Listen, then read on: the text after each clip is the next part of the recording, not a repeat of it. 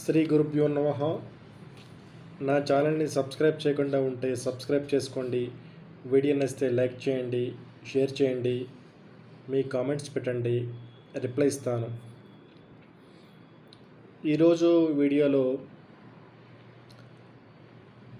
ఎవరి జాతకంలో అయినా లక్ష్మీ యోగం అనేది ఏ విధంగా ఏర్పడుతుంది, ఏ గ్రహాల వల్ల ఏర్పడుతుంది, గ్రహాలు ఏ స్థితిలో ఉంటే ఏర్పడుతుంది అనేది తెలుసుకుందాం.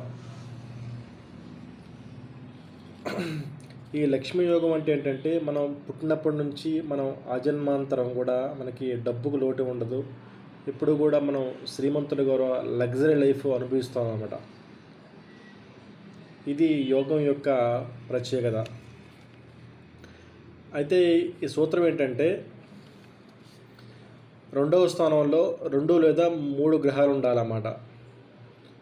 అది ఏ గ్రహాలైనా పర్లేదు. రెండవ స్థానం అంటే ధనస్థానంలో 2 లేదా 2 కంటే ఎక్కువ గ్రహాలు ఉండాలన్నమాట. ఉండి గురుడు శుక్రుడు ఉచ్చ పొందాలంట, ఉచ్చ స్థానంలో ఉండాలి. ఇది సూత్రం ఉంటే ఇది లక్ష్మీ యోగం అంటారన్నమాట. ఇప్పుడు ఈ సూత్రాన్ని మీకు ఎక్స్ప్లెయిన్ చేస్తాను, చూడండి. ఇప్పుడు మేషలగ్నం తీసుకుందాం. మేషలగ్నానికి 2వ స్థానం ధనస్థానం వృషభం. దీంట్లో రవి కానీ, కుజ,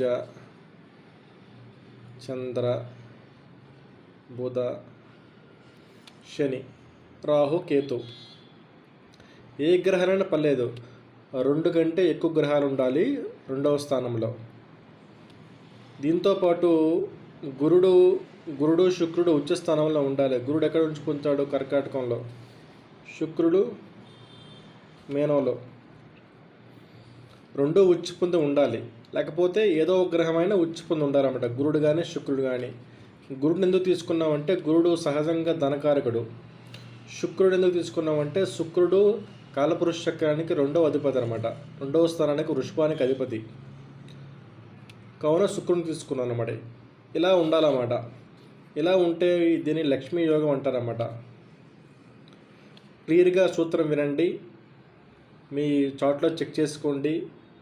ఏమైనా డౌట్స్ ఉంటే కామెంట్స్ పెట్టండి, రిప్లై ఇస్తాను. స్వస్తి.